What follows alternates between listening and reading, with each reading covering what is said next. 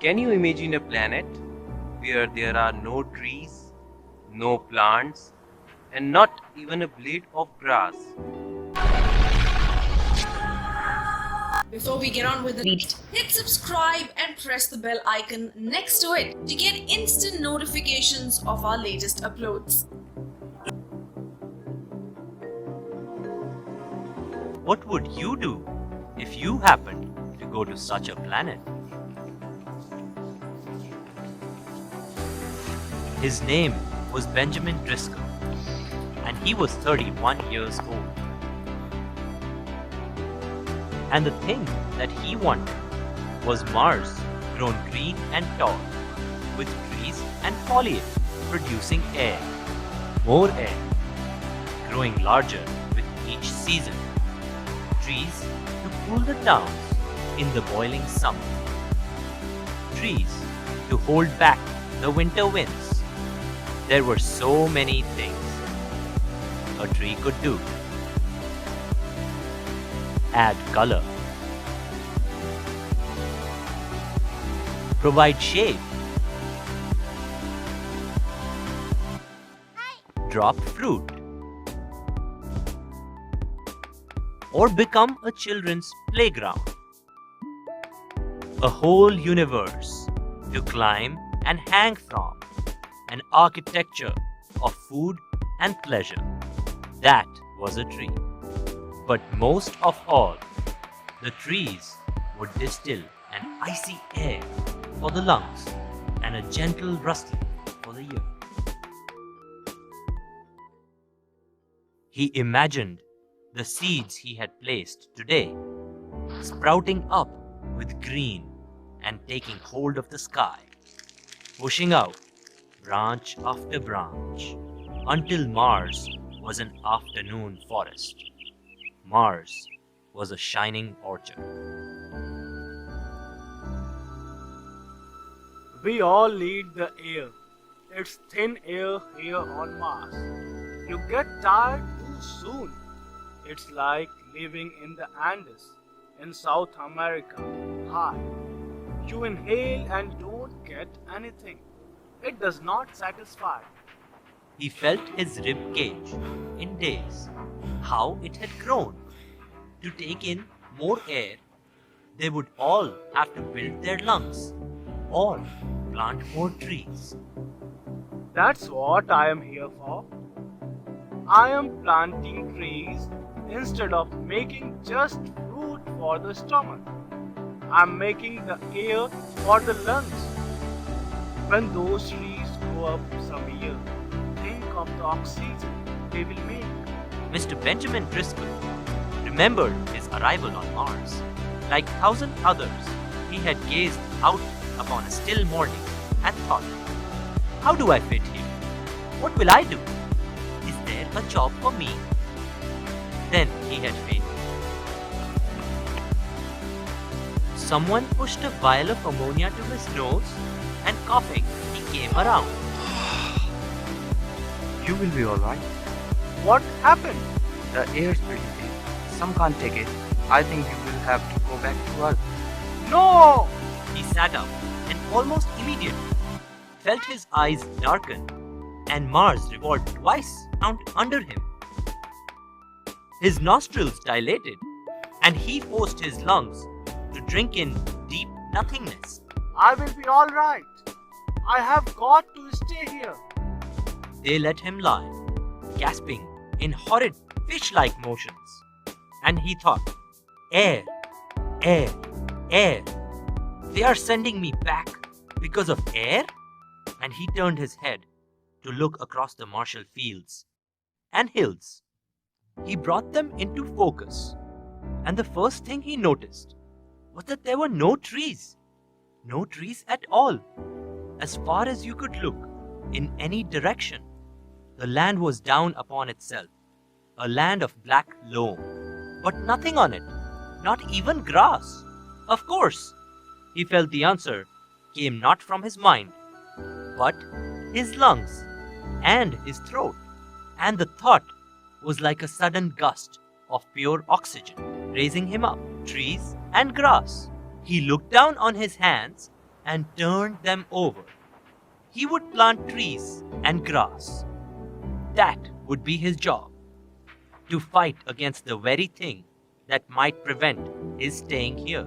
He would have a private horticultural war with Mars. There lay the loam soil, and the plants of it, so ancient that had worn themselves out. But what if new forms were introduced? Earth trees, great mimosas, and weeping willows, and magnolias, and magnificent eucalyptus? What then? There was no guessing what mineral wealth hid in the soil, untamed because the old fern, flowers, bushes, and trees had tired themselves to death.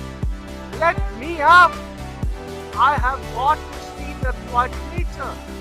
He and the Bradbury had talked an entire morning about things that grew and were green. It would be months, if not years, before organized planting began. So far, frosted food was brought from Earth in flying icicles. A few community gardens were greening up in hydroponics plants. Meanwhile, it's your job. We will get what seed we can for you. A little equipment. Space on the rockets is mighty precious now. I'm afraid, since these towns are mining communities, there won't be much sympathy for your tree planting. But you will let me do it? They let him do it, provided with a single motorcycle. Its bin full of rich seeds and sprouts. He had parked his vehicle in the valley wilderness and struck out on foot over the land. That was 30 days ago, and he had never glanced back, for looking back would have been sickening to the heart. The weather was excessively dry. It was doubtful if any seeds had sprouted yet. Perhaps his entire campaign, his 4 weeks of bending and scooping, were lost.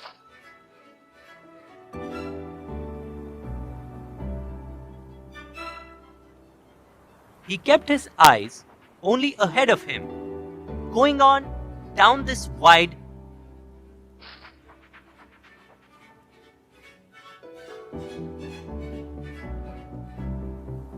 shallow valley under the sun, away from first town, waiting for the rains to come.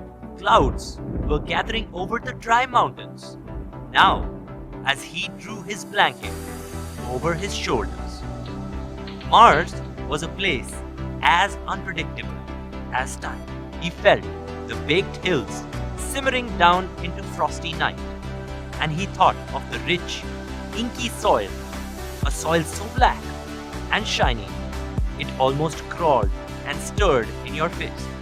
A rank soil from which might sprout gigantic beanstalks, from which, with bone-shaking concussion, might drop screaming giants. The fire fluttered into sleepy ash. The air tremored with the distant roll of a cart. Thunder! A sudden odor of water. Tonight, he thought, and put his hand out to feel for the rain. Tonight, he awoke to a tap on his brow. Water ran down his nose, into his lips. Another drop hit his eyes, blurring it. Another splashed his chin. The rain. He sat up. He let the blanket fall, and his blue denim shirt spot, while the rain took on more solid drops. The fire looked as though an invisible animal were dancing on it, crushing it until it was angry smoke. The rain fell. The great black lid of sky cracked in 6 powdery blue chips like a marvelous crackled glaze and rushed down. He saw 10 billion rain crystals, hesitating long enough to be photographed by the electrical display. Then darkness and white. He was drenched to the skin, but he held his face up and let the water hit his eyelids. Laughing, he clapped his hands together and stepped up and walked around his little camp, and it was 1 o'clock in the morning. It rained steadily for 2 hours and then stopped.